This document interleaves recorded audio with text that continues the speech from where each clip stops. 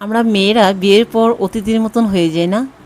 ২ দিনের মানে ২ দিন বাবার বাড়িতে বেড়াতে আসি, তারপর তো চলে যাই। আমার ছেলে দেখেছেন কীভাবে কাঁদছে।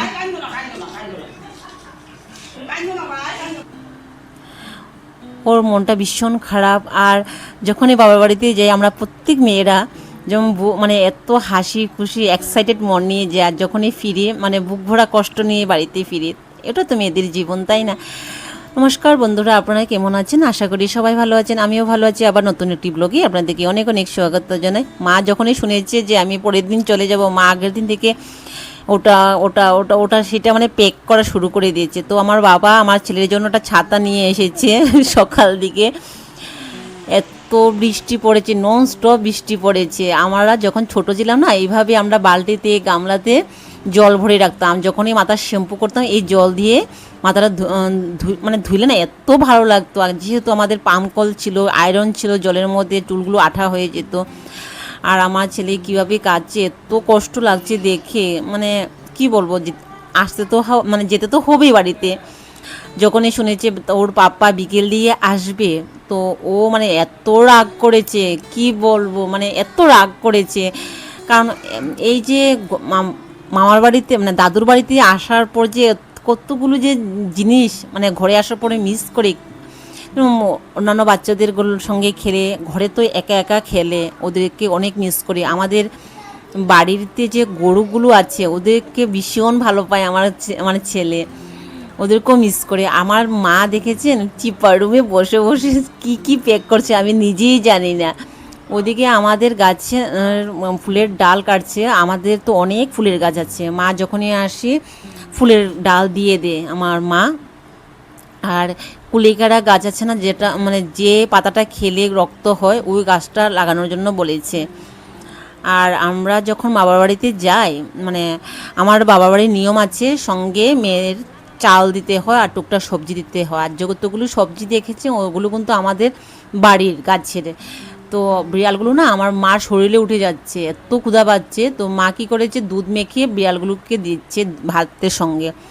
আর আমার ছেলে পাগলের মতন করছে, মানে কিছুতেই ও যাবে না, ওকে আমি তো বুঝাতেই পারছি না। দেখেছেন কি করে, মানে কি করে কীভাবে কাঁদছে, এত কষ্ট লাগছে না। আমারও ইচ্ছে মানে ছিল না যে বাড়িতে এসে যাব, কি করব, আসতে তো হবে। হাজব্যান্ড যেহেতু একা একা থাকে ঘরে, কষ্ট হয় ও রান্না বান্না করে খেতে।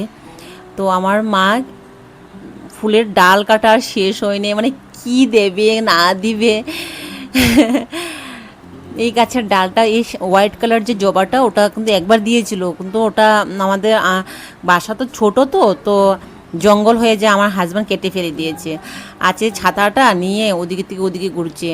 ও কিন্তু কোনো রকম ওকে রাজি করাচ্ছে, মানে কান্নাটা বন্ধ করেছে। এই যে ওদের সঙ্গে যে খেলতে পারবে না, গরুগুলো দেখতে পারবে না, এই কারণে মানে ও আরও ভীষণ মন খারাপ। যখন আমরা পিসিরা আসতো না আমার বাড়িতে, ছোটোবেলার কথা বলছি, আমরা না খুব আনন্দ হতাম। যখন চলে যেত অত মনটা খারাপ লাগতো, মানে পড়তে ইচ্ছে করতো না, খেতে ইচ্ছে করতো না।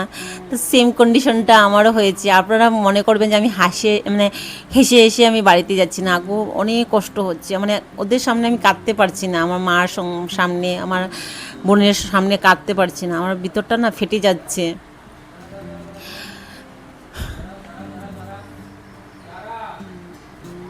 কোনো রৌদ্র নয়, বৃষ্টি নেই, ছাতা নিয়ে ওদিক থেকে ওদিকে, ওদিক থেকে ওদিকে যাচ্ছে। আর আমার মার ভীষণ আদরের নাতি, খুব ভালো পায় আমার মা ওকে খুব ভালোবাসে। মা মানে আমার ছেলে প্রাণ বলতে পারেন। এত খারাপ লাগছে না। আর এই মানে এদিন মানে এইবার যে বাবার বাড়িতে এসেছি না, বেশি দিন থাকি নেই। অন্য সময় তো 1 সপ্তাহ 10 দিন থাকি, কিন্তু এবার আর বেশি দিন থাকাটা হয় নেই, অল্প প্রবলেম আছে। তারপর বাবার দোকানে এসেছিলাম। বাবা জানে যে দাদুর দোকানে আসলে কিছু না কিছু পাবে, কিছু না কিছু কি অনেক কিছুই পাবে। তো বাবা ওকে আইসক্রিম দিচ্ছে, চকলেট দিচ্ছেন। বাবারও মনটা ভীষণ খারাপ। বাবা অনেকবার বলছে যা থাকার জন্য, তো থাকাটা পসিবল হয় নাই। বাবার দোকানে কাস্টমার এসেছে, কাস্টমারকে কোনো রেসপন্স না দিয়ে আমার নাতির দিকে দেখছে, নাতির কি লাগবে না লাগবে। ওটা হলো আমাদের লোকাল বাজারটা। তো মার্কেটে এসে দেখি, মেন মার্কেটে এসে দেখি বৃষ্টিটা কম আছে।